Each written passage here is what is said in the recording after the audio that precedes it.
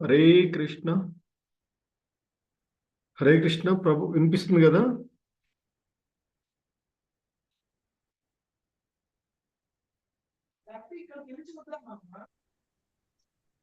హరే కృష్ణ. హరే కృష్ణ ప్రభుజీ. మాతాజీ వినిపిస్తుంది కదా?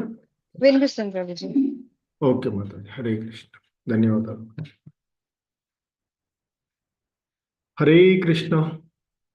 18 రోజులలో భగవద్గీత అవగాహనము అనేటువంటి ఈ కార్యక్రమానికి మీ అందరికీ కూడా ఇస్కాన్ శ్రీ శ్రీ రాధా గోవింద ఆలయం మంగళూరు కర్ణాటక తరపున స్వాగతం తెలియచేస్తూ ఉన్నాము. సో ఇప్పటి వరకు మనము 13 అధ్యాయాలను పూర్తి చేసుకున్నాము. సో మూడవ విభాగమైనటువంటి జ్ఞాన షట్కాలలోనికి నిన్న మనము ఎంటర్ అయినటువంటిది 13వ అధ్యాయము క్షేత్రజ్ఞ విభాగ యోగము, ప్రకృతి పురుషుడు చైతన్యము అనేటువంటి ఆ అధ్యాయాన్ని నిన్నటి క్లాస్లో మనం తెలుసుకున్నటువంటిది. సో ఈరోజు మనము భగవద్గీత యథాతథంలోని 14వ అధ్యాయాన్ని ఇస్కాన్ వ్యవస్థాపక ఆచార్యులైనటువంటి శ్రీల ప్రభుపాదుల వారి యొక్క బోధనల ఆధారంగా గుణత్రయ విభాగములు, ప్రకృతి త్రిగుణాలు, దీన్నే గుణత్రయ విభాగ యోగము అని పిలుస్తాము. సో మరి 18 రోజులలో భగవద్గీత అవగాహనలో ఈ క్లాస్కి మీ అందరికీ మరొకసారి స్వాగతం తెలియచేస్తూ ఈరోజు ఈ అధ్యాయాన్ని ప్రారంభించే ముందుగా ప్రార్థన. ఓం అజ్ఞానతిమిరాంధస్య జ్ఞానాంజనశలాకయా చక్షుర్మిలితం యేన తస్మై శ్రీగురవే నమః. నమో ఓం విష్ణుపాదాయ కృష్ణప్రేష్టాయ భూతలే శ్రీమతే భక్తివేదాంత స్వామినితి నామినే.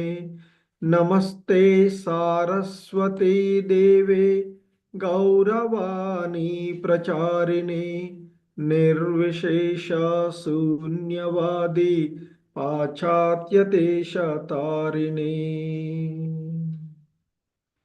జయ శ్రీ కృష్ణ చైతన్య ప్రభు నిత్యానంద శ్రీ అద్వైత గదాధర శ్రీవాసాది గౌర భక్త బృంద. హరే కృష్ణ కృష్ణ కృష్ణ హరే హరే, హరే రామ రామ రామ హరే హరే.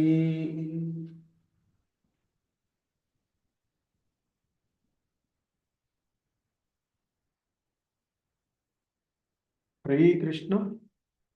సో ఈ 14వ అధ్యాయంలోని మొదటి శ్లోకము కృష్ణ భగవానుల వారు చెప్తూ ఉన్నటువంటిది అర్జునుడితో. శ్రీ భగవానువాచ పరం భూయ ప్రవక్ష్యామి జ్ఞానానాం జ్ఞానముత్తమం యద్ జ్ఞాత్వా మునయ సర్వే పరాం సిద్ధిమితో గతాః. సో ఆ దేవాది దేవుడైనటువంటి శ్రీకృష్ణ భగవానుల వారు ఈ విధంగా పలుకుతూ ఉన్నటువంటిది, దేనిని తెలుసుకొని మునులంతా పరమసిద్ధిని పొందినారో అట్టి జ్ఞానముల అన్నింటిలోకి ఉత్తమమైన పరమ ఉత్కృష్టమైనటువంటి జ్ఞానాన్ని నీకు మళ్ళీ చెప్తాను విను అంటూ చెప్తూ ఉన్నటువంటిది. మరి 7వ అధ్యాయం నుండి 12వ అధ్యాయం వరకు కూడా శ్రీకృష్ణ భగవానుడు పరతత్వాన్ని అంటే దేవదేవుని గురించి విశదంగా వెల్లడి చేసినటువంటిది. మరి ఇప్పుడు స్వయంగా అతడే అర్జునుడికి మరింత జ్ఞాన వికాసాన్ని కలుగజేస్తూ తెలియచేస్తున్నటువంటిది. మరి మనిషి ఈ అధ్యాయాన్ని జ్ఞాన పద్ధతిలో అర్థం చేసుకుంటే భక్తియుతమైనటువంటి సేవ అవగాహనకు వస్తాడు అనేటువంటిది చెప్పబోతూ ఉన్నటువంటిది. అందుకే ఇక్కడ చెప్తూ ఉన్నారు, దేనిని తెలుసుకొని మునులంతా పరమసిద్ధిని పొందినారో అటువంటి ఉమ్, జ్ఞానములలోకెల్లా ఉత్తమమైనటువంటి పరమోత్కృష్టమైనటువంటి జ్ఞానాన్ని నీకు నేను తిరిగి చెప్తాను అంటూ చెప్తున్నటువంటిది. అంటే ఇక్కడ ఉమ్, మరి ఏదైతే శ్రేష్టమైనటువంటి దివ్యమైనటువంటి జ్ఞానం, ఈ జ్ఞానాన్ని తెలుసుకోవడం ద్వారా పలువురు మునులు పూర్ణత్వాన్ని పొంది ఆధ్యాత్మిక జగత్తుకు చేరుకున్నారు అని చెప్తున్నారు. అదే జ్ఞానాన్ని ఇప్పుడు భగవంతుడు ఉత్తమ రీతిలో ఆ, తెలియచేస్తాను నీకు అర్జున అంటూ చెప్తూ ఉన్నటువంటిది. ఇదం జ్ఞానముపాశ్రిత్య మమ ధర్మ్య మాగతాః సర్గేపి నోపజాయంతే ప్రళయేన వ్యతంతి చ. ఈ జ్ఞానమును ఆశ్రయించినటువంటి వారు నన్ను చేరుకుంటారు అంటూ చెప్తున్నారు. అంటే ఈ జ్ఞానంలో స్థిరుడు కావడం ద్వారా మనిషి ఆ భగవంతుని యొక్క దివ్యధామాన్ని పొందగలుగుతారు అంటూ చెప్తున్నారు. ఎందుకంటే పరిపూర్ణమైనటువంటి దివ్య జ్ఞానాన్ని పొందిన తర్వాత మనిషి ఈ జన్మ మృత్యు పరంపర నుండి విముక్తుడై ఆ భగవానుతో గుణరీత సమత్వాన్ని పొందుతారు అంటూ చెప్తున్నారు. అందుకే అంటున్నారు ఆయన ఇక్కడ, ఈ జ్ఞానాన్ని ఆశ్రయించినటువంటి వారు నన్ను చేరుకుంటారు. ఆ విధంగా స్థిరుడై వారు సృష్టి సమయంలో మరలా జన్మించడం కానీ లేదా ప్రళయ సమయంలో నాశనం కానీ కావడము ఉండదు అర్జున అంటూ చెప్తూ ఉన్నటువంటిది. మమ యో నిర్మహత్ బ్రహ్మ తస్మిన్ గర్భం దదామ్యహం సంభవ సర్వభూతానాం తతో భవతి భారత. ఓ భరత కుమారా, బ్రహ్మము అని పిలువబడే మహతత్వమే పుట్టుకకు కారణము. అన్ని జీవుల జననాలను సాధ్యం చేసే విధంగా ఆ బ్రహ్మంలో నేనే బీజ ప్రదానం చేస్తాను అంటూ ఆ భగవంతుడు చెప్తున్నటువంటి, అంటే ఈ జగత్తు యొక్క వివరణ చెప్తూ ఉన్నటువంటిది ఆ భగవంతుడు తెలియచేస్తున్నటువంటి, అంటే జరుగుతూ ఉన్నటువంటి ఈ సమస్తానికి, అంటే క్షేత్రము క్షేత్రజ్ఞుడు అంటే ఆ దేహము ఆత్మ కలయికే కారణము అనేటువంటి విషయాన్ని ఇక్కడ మనకి తెలియచేస్తూ ఉన్నటువంటి అంశము. సర్వయోనిషు కౌంతేయ మూర్తయ సంభవంతి యాః తాసాం బ్రహ్మ మహాద్యోనిః అహం బీజ ప్రదాత. సో ఇక్కడ చెప్తున్నటువంటి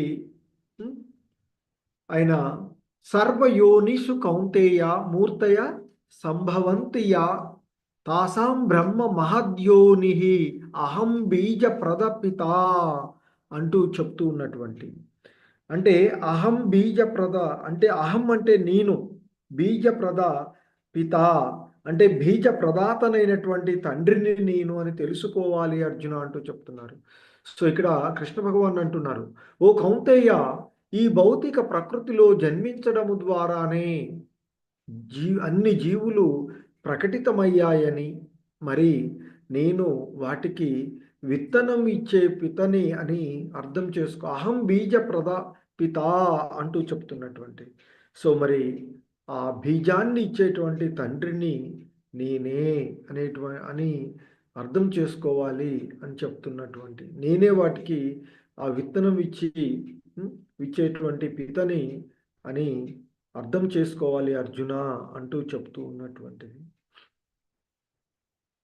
సో ఇంకా చెప్తున్నారు, సత్వం రజస్తమ ఇతి గుణా ప్రకృతి సంభవాః నిబధ్నంతి మహాబాహో దేహే దేహినమవ్యయం.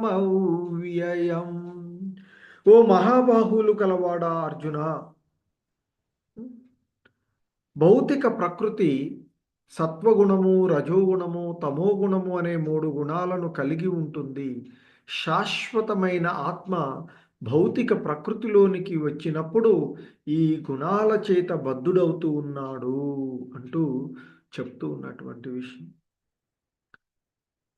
మనకి ఈ 3 గుణాలు, ప్రకృతి త్రిగుణాలు అయినటువంటి సత్వ రజో తమో గుణాలు మరి ఏ విధంగా జీవుడిని అంటే ప్రకృతి త్రిగుణాల సంపర్కంలో జీవుడు ఏ విధంగా భౌతిక జగత్తులో చిక్కుకోబడుతూ ఉన్నాడు, మరి ఆ ప్రకృతి త్రిగుణాలు అంటే ఏమిటి, అవి ఎలా పనిచేస్తున్నాయి, అవి ఎలా జీవుణ్ణి బంధిస్తూ ఉన్నాయి, మరి అవి ఎలా ముక్తిని కలగజేస్తాయి అనేటువంటి విషయాన్ని ఈ అధ్యాయంలో వివరిస్తూ ఉన్నటువంటిది.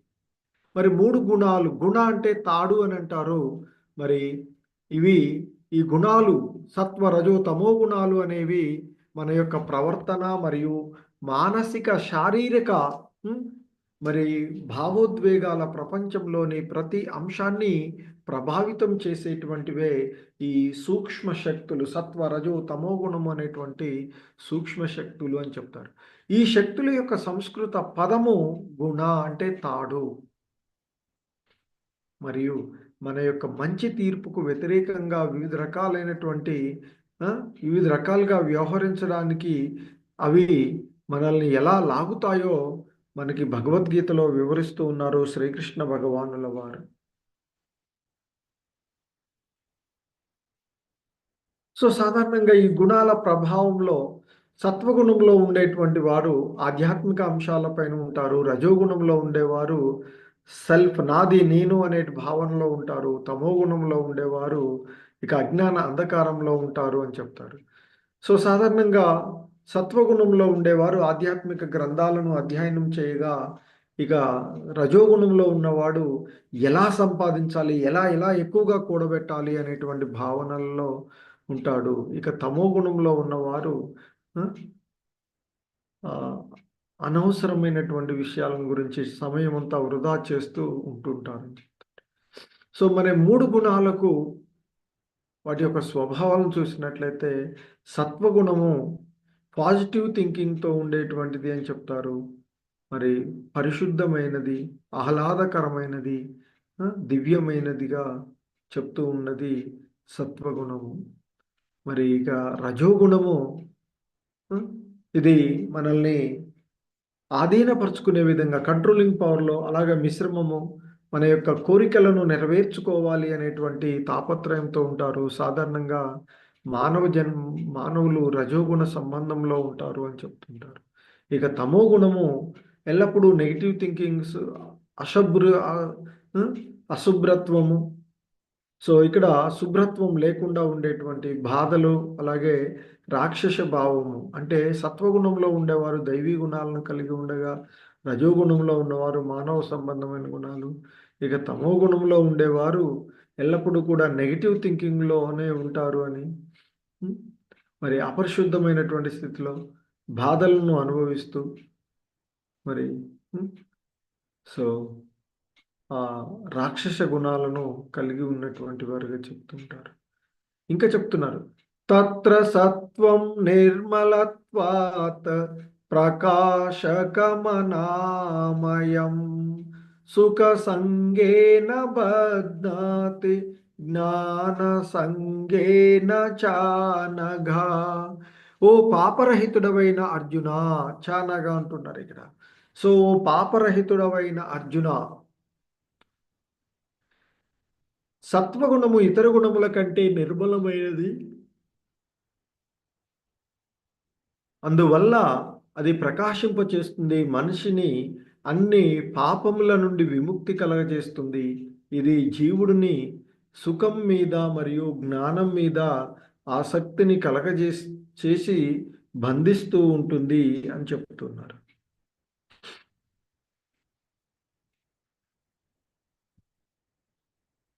రజోరాగాత్మకం విద్ధి తృష్ణా సంగ సముద్భవం తన్నిబధ్నాతి కౌంతేయ కర్మ సంగేన దేహినం. సో ఓ కుంతి కుమారుడా అర్జున, రజోగుణము అపారమైనటువంటి కోరికల నుండి ఉద్భవిస్తుంది. మరి ఇది జీవుడిని కామ్యకర్మల పట్ల ఆసక్తిని కలిగించి బంధించి వేస్తుంది అంటూ చెప్తున్నారు. సో ఇంకా చెప్తున్నటువంటి తమస్త్వజ్ఞానజం విద్ధి మోహనం సర్వదేహినాం ప్రమాదాలస్య నిద్రాభిః తన్నిబధ్నాతి భారత.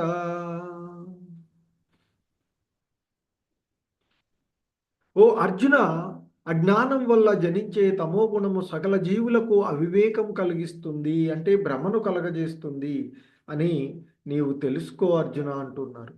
జీవుడిని బంధించే పిచ్చితనము, సోమరితనము మరియు నిద్ర అనున్నవి ఈ గుణ ఫలాలు అంటూ చెప్తూ ఉన్నటువంటి.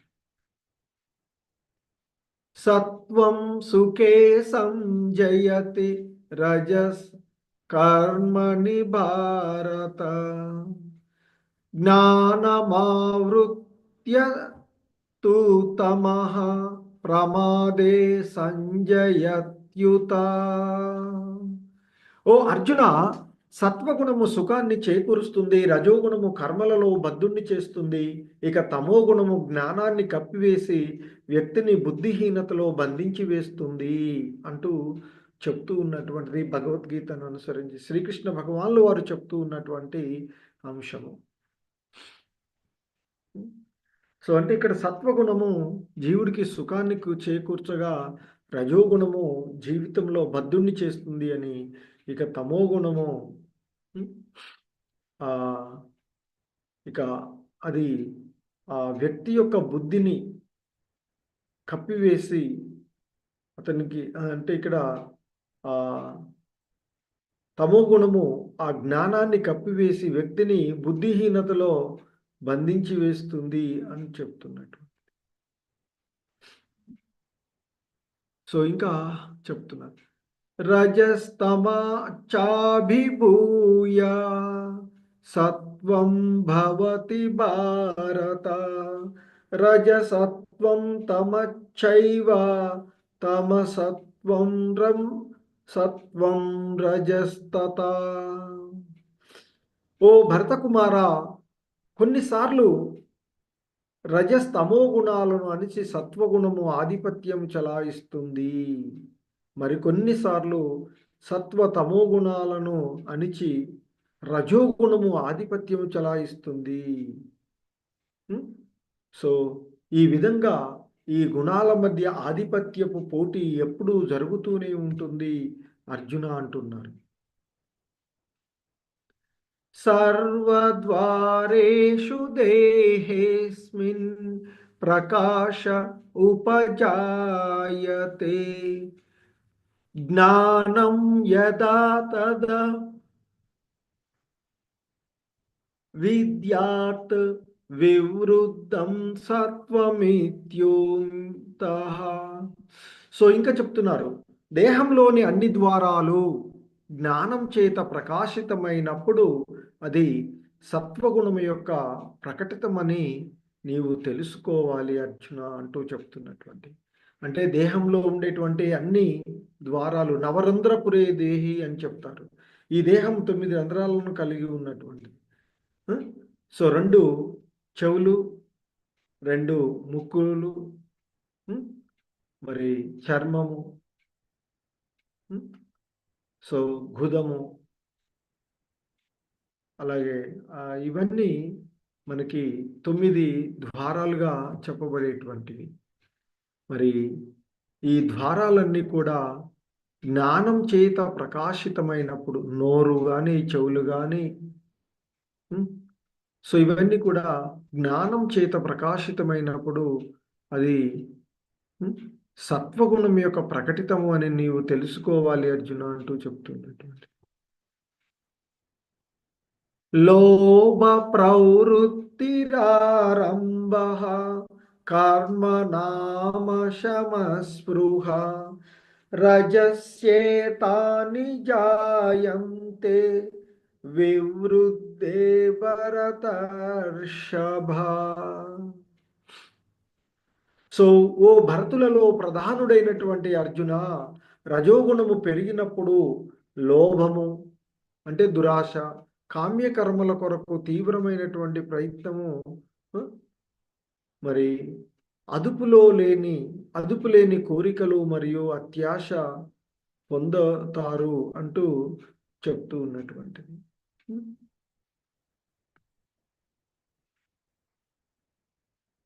అప్రకాశో ప్రవృత్తిచ్చ ప్రమాదో మోహ ఏవశ్చ తమస్యేతాని జాయంతే వివృద్ధే కురునందన. ఓ కురునందన, అజ్ఞానము, సోమరితనము, నిర్లక్ష్యము మరియు మోహము ఇవి తమో గుణం యొక్క ప్రధానమైనటువంటి లక్షణములు అంటూ సో ఇక్కడ ఆ కృష్ణ భగవానుల వారు చెప్తూ ఉన్నటువంటి అంశం. సో సాధారణంగా సత్వగుణము ఆధిపత్యం చలాయించేటువంటి కుటుంబాలలో కలిసి ఆ భగవంతుని యొక్క ప్రార్థనలు చేస్తూ ఉండేటువంటి కుటుంబాలుగా ఉంటాయి అని చెప్తుంటారు.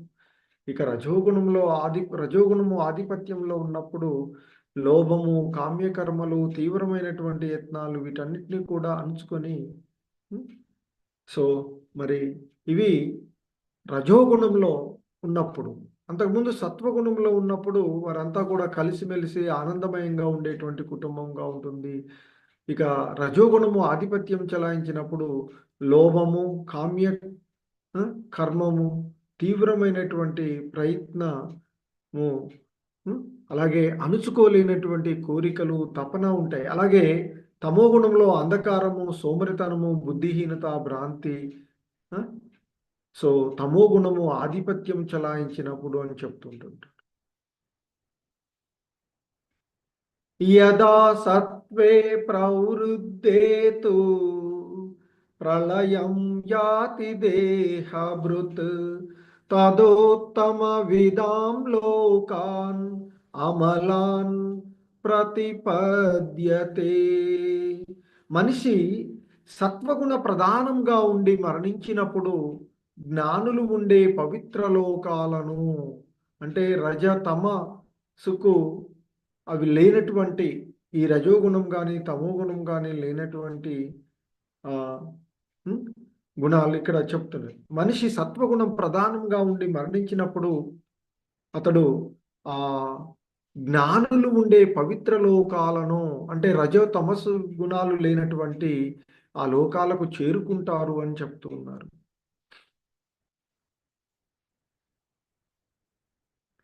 రజసి ప్రళయం గత్వా కర్మ సంగిషు జాయతే తతా ప్రలీనస్తమసి మూఢయోనిషు జాయతే.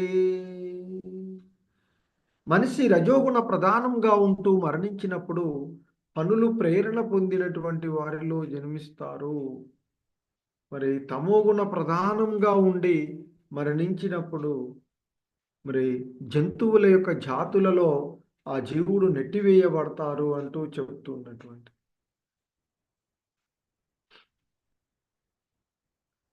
కర్మణ సుకృతస్యాహుః సాత్వికం నిర్మలం ఫలం రజసస్తు ఫలం దుఃఖం అజ్ఞానం తమస ఫలం.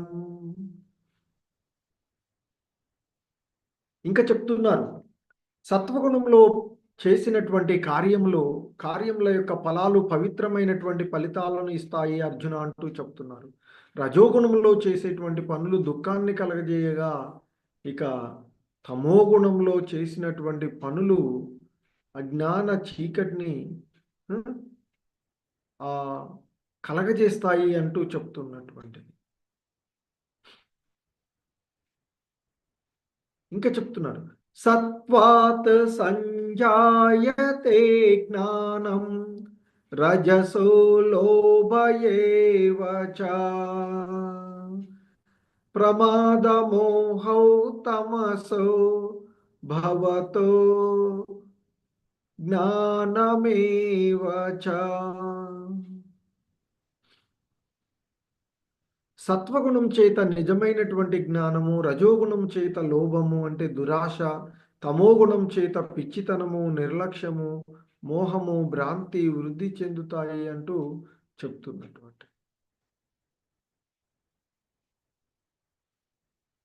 ఊర్ధ్వం గచ్చంతి సత్వస్తా మధ్యే తిష్టంతి రాజసాః జగన్యగుణ ప్రవృత్తితా అతో గచ్చంతి తామసాః. సత్వగుణంలో స్థితమై ఉన్నవారు ఊర్ధ్వలోకాలకు వెళ్తారు అంటూ చెప్తున్నారు. ఆ బ్రహ్మలోకాల వరకు కూడా ఊర్ధ్వలోకాలకు వెళ్తారు. మరి రజోగుణంలో స్థితమై ఉన్నటువంటి వాడు మధ్యలోకాలలోనే ఉండిపోతారు అంటూ చెప్తున్నారు. మరి తమోగుణంలో స్థిరమై ఉండేవారు నరకలోకాలకు నరకలోకాలకు పతనం చెందుతారు అంటూ చెప్పబడుతూ ఉన్నటువంటి విషయం. గుణానేతానతీత్య త్రీన్ దేహి దేహ సముద్భవాన్ జన్మ మృత్యు జరా దుఃఖై విముక్తో మృతమశ్నుతే. సో దేహధారి ప్రకృతి యొక్క త్రిగుణాలను అధిగమించగలిగినప్పుడు జననము, మరణము, వృద్ధాప్యము వాటి వలన కలిగేటువంటి దుఃఖముల నుండి విముక్తి పొంది ఈ జన్మలోనే అతడు అమరత్వాన్ని పొందుతాడు అంటూ చెప్తున్నటువంటి.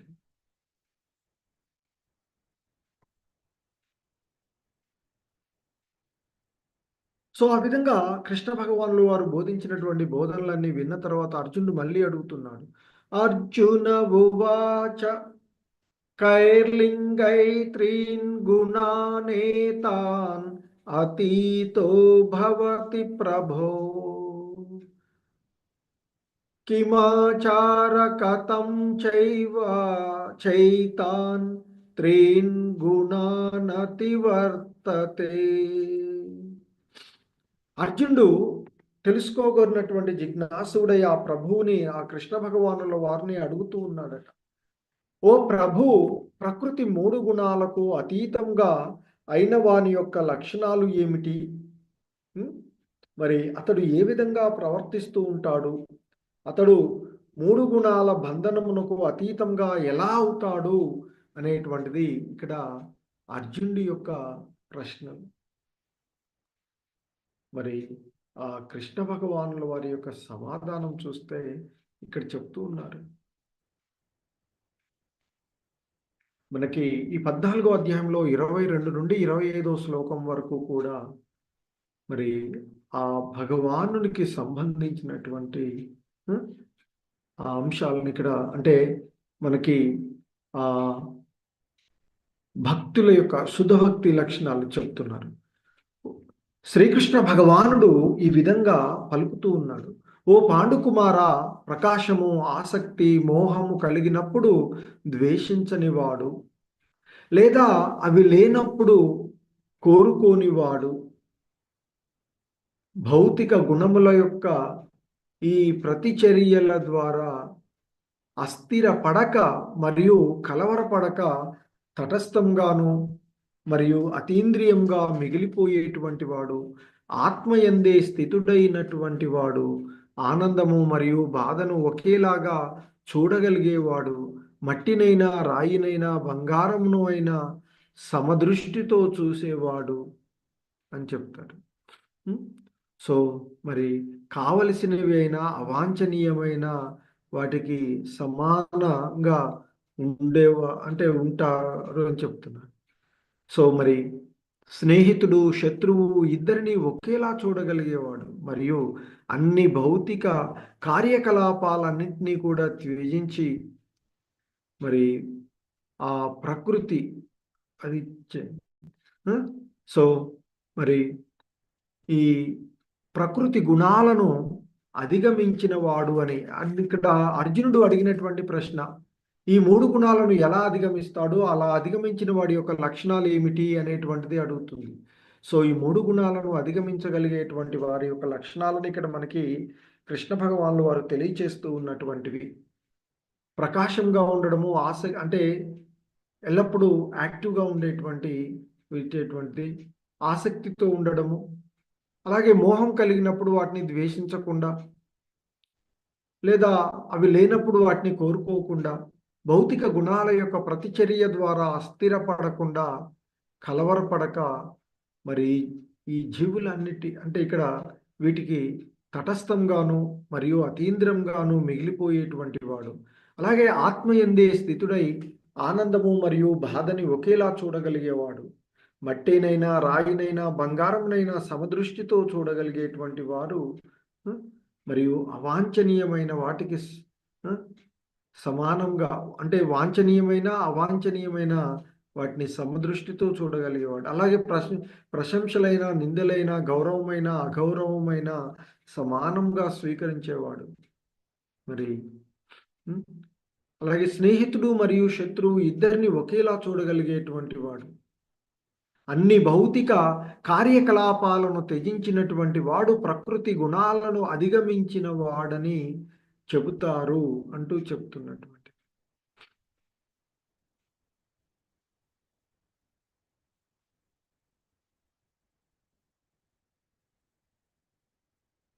సో మరి ఈ 3 గుణాలను అధిగమించిన వ్యక్తి యొక్క లక్షణాలు ఏ విధంగా ఉంటాయో ఇక్కడ చెప్పబడుతూ ఉన్నటువంటి. అతడు అన్నిటి యందు సమస్థితిలో ఉంటాడు, తటస్థంగా ఉంటాడు, ఉద్వేగాలకు ఉదాసీనంగా ఉంటాడు, పరితపన ఏమీ ఉండదు, అసూయ కూడా లేకుండా ఉంటది అని చెప్తారు.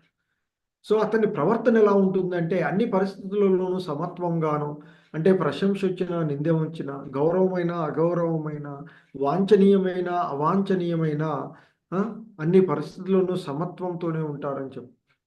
అలాగే ఇంకా చెప్తున్నారు, ప్రతి ఒక్కరితోనూ మరియు ప్రతి దానితోనూ సమానంగా వ్యవహరిస్తారు. ఉదాహరణకి మట్టినైనా, రాయినైనా, బంగారమైనా సమదృష్టితో చూస్తారు అని. ఎప్పుడు విచిత్రంగా వ్యవహరించరు, ఎందుకంటే వారు ఆ కృష్ణ భగవానికి శరణాగతి చెంది ఉంటారు కనుక.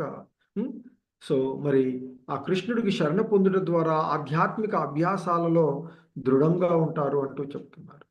ఇంకా చెప్తున్నారు, మాం చయో అవ్యభిచారేణ భక్తి యోగేన సేవతే సగుణాన్ సమతీత్యైతాన్ బ్రహ్మ భూయాయ కల్పతే. సో ఇంకా చెప్తున్నారు ఆయన, ఓ అర్జున, అన్ని పరిస్థితులలోనూ నిశ్చలమైనటువంటి మరి నా యొక్క పూర్తి భక్తి సేవలో నిమగ్నమై ఉండేటువంటి వాడు వెంటనే భౌతిక ప్రకృతి యొక్క త్రిగుణాలను అధిగమించగలిగి ఆ బ్రహ్మము స్థితికి వస్తాడు అర్జున అంటూ చెప్తున్నాడు.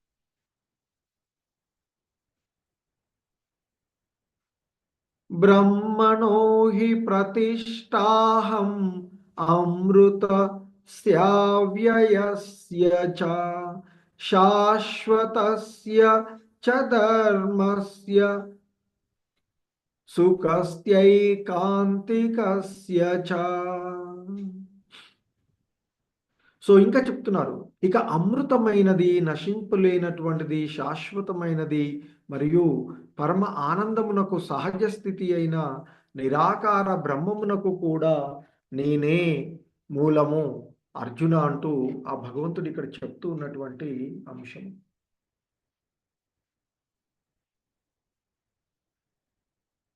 అంటే శాశ్వతమైనటువంటి, నశింపు లేనటువంటి, అమృతమయమైనటువంటి ఆ బ్రహ్మమునకు ఆ భగవంతుడే మూల ఆధారము అంటూ చెప్తూ ఉన్నటువంటి అంశం ఇక్కడ మనం చూస్తున్నటువంటిది. అంటే అమృతతత్వము, అవినాశత్వము, నిత్యత్వము, సుఖము అనేవి బ్రహ్మము యొక్క సహజమైనటువంటి స్థితి అని చెప్తున్నారు. బ్రహ్మమే ఆధ్యాత్మిక అనుభూతికి ఆరంభము అంటూ చెప్తూ ఉంటుంటారు. మరి ఈ విధంగా మనకి వివరించినటువంటి బాధ్యతాయుతమైనటువంటి ఎంపికల ద్వారా ఈ శరీరంలో ఉండగానే తదుపరి జీవితానికి సిద్ధం కావాలి అంటూ చెప్తూ ఉంటారు. మన బాధలకు మరణం ఒక్కటే మార్గం కాదు. కావున వైకుంఠధామమును చేరుకోవడానికి సరి అయినటువంటి మార్గాన్ని ఎన్నుకోవాలి అంటూ చెప్తున్నారు. ఈ గుణాలు ఏవైతే ఉన్నాయో అవి మనల్ని కట్టివేస్తాయి. తాడు కదా కట్టివేస్తూ ఉంటుంది. సో మరి కృష్ణుడు మాత్రం మనకి విముక్తిని ప్రసాదిస్తాడు. సో కాబట్టి ప్రతి ఒక్కరు కూడా ఆ భగవంతుని యొక్క ధ్యాసలో, ఆ భగవంతుని భక్తియుత సేవలో నిమగ్నం అవ్వాలి అని చెప్తున్నారు. సదా భక్తియుత సేవలో నిమగ్నమై ఉండుట ద్వారా మనము ఈ భౌతిక గుణముల సంగము నుండి అత్యంత సులభవంతంగా అంటే అత్యంత సులభంగా విడివడగలము అని చెప్తున్నారు. అంతేగాక ఎల్లవేళలా భగవత్ సాంగత్యంలో ఉండడం వలన ఉన్నతమైనటువంటి లక్షణాలను పెంపొందించుకోగలము అంటూ చెప్తున్నట్టు. హరే కృష్ణ అందరికీ. హరే కృష్ణ హరే కృష్ణ కృష్ణ కృష్ణ హరే హరే, హరే రామ హరే రామ రామ రామ హరే హరే, హరే కృష్ణ. సో ఇది ఈ 14వ అధ్యాయమైనటువంటి ప్రకృతి త్రిగుణములు అనేటువంటి